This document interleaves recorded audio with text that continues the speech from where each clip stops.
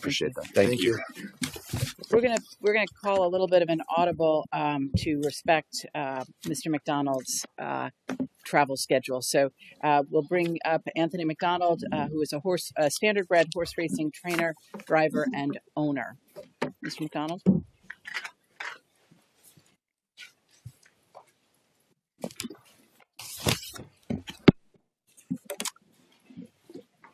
Thank you for having me this morning. So my name is Anthony Macdonald. I'm not from your state, but it feels like I am. My brother lives in the state of New York, and although my family and I live in Ohio right now, I'm originally from Canada. And I'm going to backtrack before I go forward. My background is uniquely in the sense that a little over a decade ago, I was living in Ontario when they almost lost everything with the Slots at Racetracks programs being canceled. And I remember very vividly the feeling I had during that time. And I don't ever want to have anybody in this industry feel the same way. And I went into politics for a very short time. And in that very short time, I learned a lot about horse racing I never knew before. And the first thing that I learned was that nobody really knew we existed when it came to the general public. I lived in a small town that was surrounded by 4 racetracks, yet seemingly everybody in that area did not know that horse racing was ongoing, which I found very strange. But if you know many people in our industry, you know that they're very secluded. They don't intermingle with the general public all the time in the way that normal people would. So we find ourselves secluded all the time. And when I left that brief stint in politics, I spent some time trying to figure out what I was going to do next. I spent my life training and driving horses, and I loved horse racing, but watching it decline was concerning. Would my children be able to be involved? Would there be a future for myself and my wife? I had no idea. And it struck me sitting there with my wife one night that all these people that lived in this town I lived in professed that they knew nothing about horse racing. And what were the hurdles that were stopping them from becoming members of this industry, participating in horse racing? They just didn't know. If I could find a way to make it affordable for everyday people to become owners, would they in fact become owners? And that's exactly what we did over the last decade.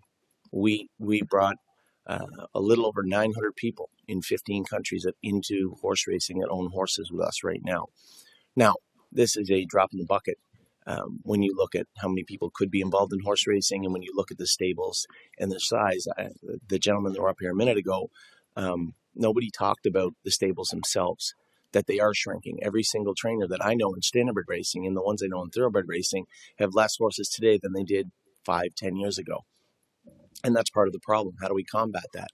You had talked about the expense of horse racing. How do we change in New York in particular? How do you make it more affordable to keep horses in New York or have horses come to New York? Well, the biggest problem that I found is exactly what you're talking about. And the biggest problem from standardbred racing is licensing.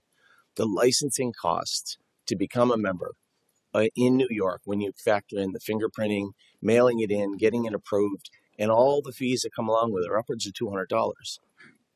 Well, if you're an everyday person that have just bought into a horse and you spend $220 to buy 1% of a horse with the stable.ca, no matter where you're from, it makes very little sense to spend $200 to get licensed to own that particular horse. And some of the other states like Pennsylvania and Ohio, Kentucky, Indiana, a lot of these states have a 5% threshold. And what that means is if you own less than 5% of that horse, you still have to be a member of the USTA or Standardbred Canada, but you do not have to be a member of the state. You don't have to have a Pennsylvania state racing license. Now, I don't think that's a perfect fix, but it is a way to fix the problem as you fix the bigger problem along the way. What I mean by that is currently right now we have 135 horses under our roof. My wife and I operate and manage a 135 horse stable. We race in every state in North America. We've raced in Australia also over the last 5 years. We have one New York bred, one. And the reason being isn't because I don't love your state. I do. Drive through it all the time. The problem is is that we can't convince our clients to get licensed. We can't get them in the door first. They'll stay. To renew your license is not a costly thing in New York, but that initial investment of getting your license, it is. And it is a real problem. When I can't talk 900 people, and most of them would own a horse in another hemisphere, but not own a horse in this state, it becomes a big problem. And it's an easy one to fix.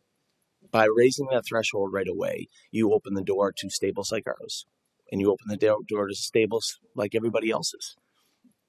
But you have to be able to get them in the door to begin with. I was really driving down here with a friend, and we were talking about it, and I'd said I liken it to a bar. If you had a $50 cover charge and beers were $2 inside, you would still have an empty bar. But if it was less money to get the people in the door and beer was a little more money, your bar would be full. And that's kind of what you're looking at in New York. You're making it exclusionary. You're making it hard for people to come in. And it's very simple. The reason that the stable.ca has worked all over North America is because we make it very hard for people to say no.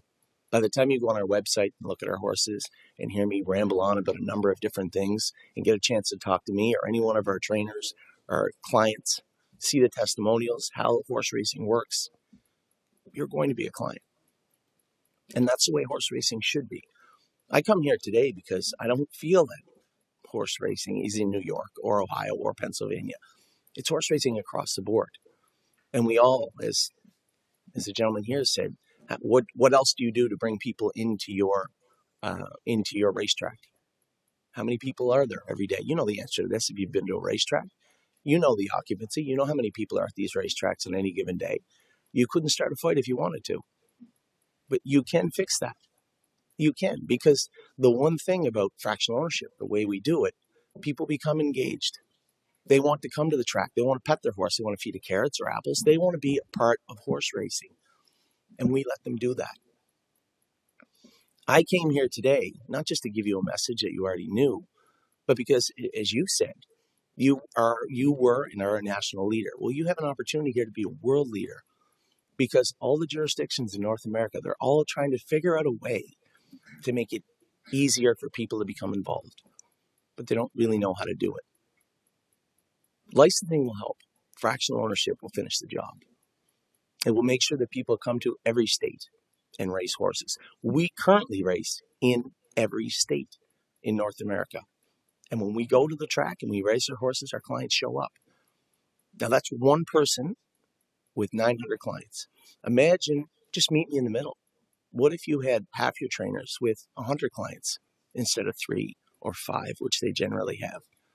You're going to have your tarmacs full. You're going to have people wanting to come to the winner's circles, wanting to come to the barn area after. That is what horse racing is all about. We've somehow tricked ourselves into calling it the sport of kings. It couldn't be any further from that. This industry, when you match it the way that we do, is dollar for dollar, penny for penny, the best entertainment on planet Earth. You can't go to a Knicks game. You can't go to a Rangers game for even remotely what it cost you to own a piece of a horse with us. And if we could build a program, and you could in New York, if you could build a program, one, start by raising the threshold to 5%. It's not perfect, but it's a start. 2, work with your trainers. You know, it's wonderful to hear how you're going to grow wagering and how you're going to get people involved on your handheld devices.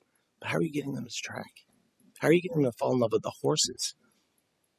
Everybody can come here to tell you today how to fall in love with wagering on horse racing. But how do you get them to fall in love with the sport? And this is the easiest way to do it. Currently, right now, there are a handful of fractional operations, a handful of them. And I look at all those trainers that probably are wishing they had a way forward. They're watching the decline in their stable, and they do not know what to do. And there is a way forward. And if I was to call you to do anything, the licensing should be easy to fix. You could probably do it with a phone call. The problem is, what happens next? What do we do next? Not just in New York, but everywhere. And for me, if we could find a way to collectively work together and grow fractional ownership, you're going to get people to the tarmacs. You're going to get people out of their homes and onto your properties. Now, the one thing that I didn't see happening was our clients, for the most part, remember, these are normal people from everyday walks of life. Might work at a bank, in a gym, drive an Uber, if they're clients of ours. But they all profess they wouldn't go to the casino. They're not really gamblers. And that was the first hurdle we had to get them past.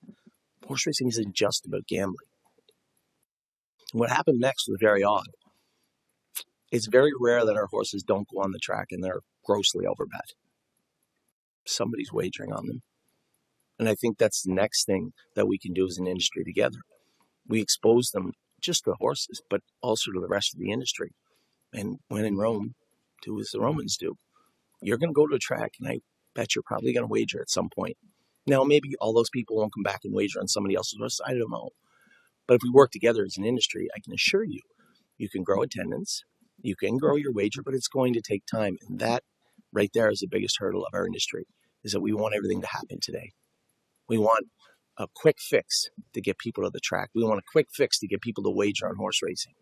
There's nothing quick about it. Just little by little, I think we can grow the industry. And if you take the metrics of our stable and how it's gone from a guy rambling on 10 years ago about how this could work, and you're going to talk to Tom Grossman here this morning. He was one of the first people that helped us, actually. If you believe that what we've done can be duplicated over and over and over again in horse racing, you can fill your properties. You can get people to fall in love with racing again, and you can get people to wager on horse racing again. Now, I wrote this. I don't think I said a word of it this morning. I just want everybody to know out there that what we've done is real. It's right in front of you, black and white. And I would hope that the industry would understand that there is a way forward, but it's not the way we used to do it. And that's the issue, right? Is that I've heard more over the last decade, well, we don't do it that way, than anything else. If we take a fresh look at racing, what it is and what it could be, I think collectively together we can change it, not just in New York, but everywhere in North America. So for New York, your easiest fix, do away with the 1%. I guarantee you one thing. I can sit here in front of you a year from now and tell you that we have 12 New York breds and not one. If you do that, that's step one. For the sake of your horsemen and for the sake of your industry, look into fractional ownership and how you can help your trainers, because that's the real problem. Craig, a lot of the trainers you know, probably some of the people you're going to meet here this week, love horses, don't love people. It's hard to change that. So helping them do that would be a huge step move forward. Okay. Thank you. I want to just clarify, my staff has done a little research while you're speaking, and in New York, the law says that if a horse has greater than 35 owners, everyone has to be licensed. But a horse with less than 35 owners, only those with a 3% interest or greater need to be licensed. Just a clarification. I don't think that necessarily changes your perspective, but I wanted to make sure that we were clear on what the current law is. It may be clear in here, but when you go to the racetrack, it's not so clear, because I've had licensing agents threaten to scratch our horses if every single person wasn't licensed that owned the horse. So I think not just in New York, but in a number of jurisdictions, there's a disconnect to what actually applies and what will apply. And this very same thing has come up a number of times. One of them just last year, where we had entered a horse in to go and went to Saratoga of all places. And we were told either everybody is licensed that owns that horse, 1% or otherwise, or it will not race today. And we got everybody licensed. And that was it. Okay. So as you were talking, my question, what was going through my head is the issue the license fee or the need to be licensed? So That's a great question. I think a little bit of both. If you raised the threshold to 5, it wouldn't be a problem. I suppose if you own 4% of a horse, paying, and again, the $200 fee would be if you were Canadian, getting a fingerprint. So what would have to happen is you would have to mail out a fingerprint package, a licensing package to wherever. They would have to go to a police station or wherever they go to get their fingerprints done. Then they would have to mail that entire package back with a check. There's a processing fee, a fingerprint fee, and a number of other fees. And then by the time it's all said and done, it's quite a lot of money. So if you were to raise the threshold, I think it would be less prohibitive than it is right now. Is it a fix? No. And I can tell you the biggest problem you're going to run into is the reason that I was actually one of the ones behind getting it lowered to 1% in Ontario was because when the government comes to ask somebody, how many people actually participate in horse racing? If we don't know, we can't give you a direct answer. And if the people aren't getting licensed with less than 5%, it's hard to do. I'll tell you, one of the states I thought had the smartest way of doing it was Michigan. And they're in their own turmoil. But what Michigan did was said less than 5% doesn't have to get licensed, but you need to be a member of the Michigan Harness Horse Association, which is great because it's a revenue driver for the harness horse associations or any of the horsemen's associations. 2, we know who you are and you are accounted for. And 3, it is not cost prohibitive for you to become a member of that particular association. So I thought it was a good mix for both worlds. The problem you're going to run into is there is a revenue stream that is derived from the fingerprint collection. I'm sure that you're all aware my fingerprints do not change as I cross the border from New York into Pennsylvania and New Jersey and all the other states. So I find it terribly difficult to believe that I need to be fingerprinted in every state, but yet I am. Ontario doesn't do fingerprinting anymore, and you could look into more of that yourself. I'm sure. I'm not really sure why. But if I have a Nexus card and I can fly anywhere and I have a passport, surely I can buy 1% of a horse. So I think the argument for licensing has to do with anti-money laundering, know your customer rules.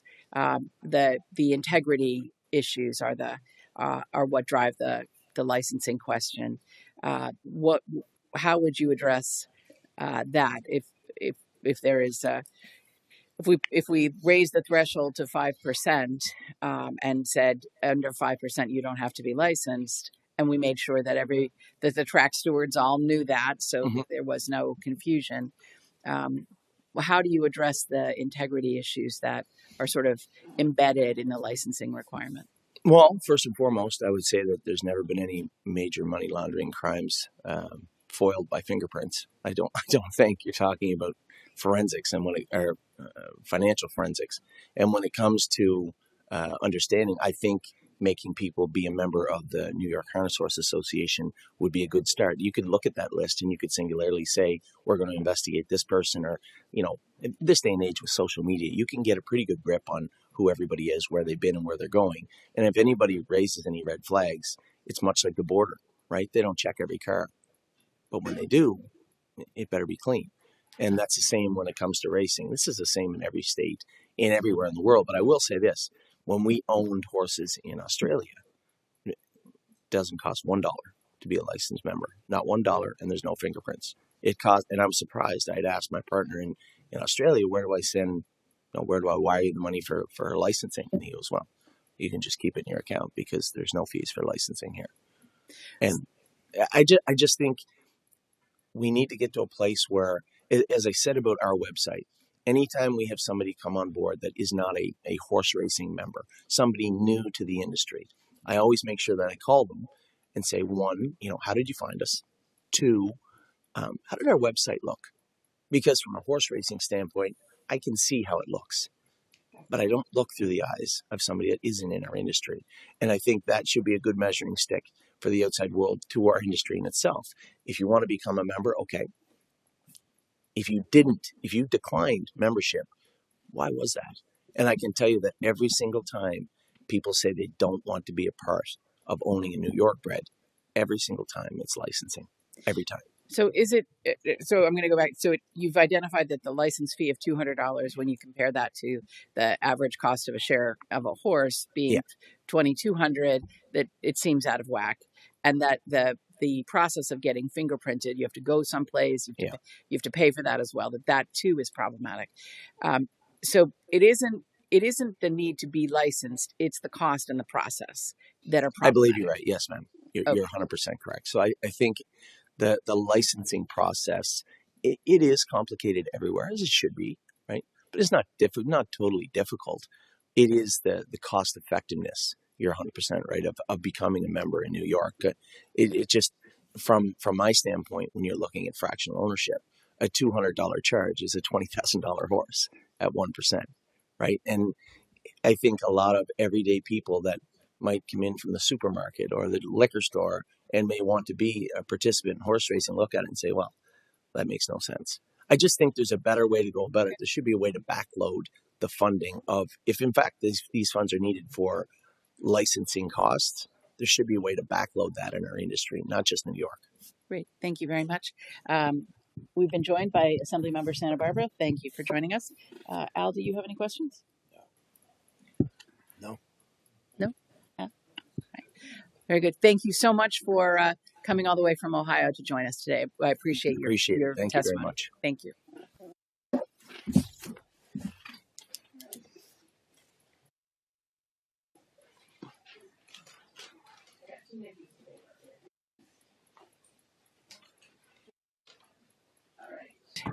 So our next panel is going to deal with computer-assisted wagering, and we have Marshall Graham, Professor of Economics from Rhodes College. We have Jeff True, Senior Vice President of Sales and Client Services from First Technology, and we have Charles Brower, horse owner and self-proclaimed gambler. Gentlemen, if you'll make your way to the front.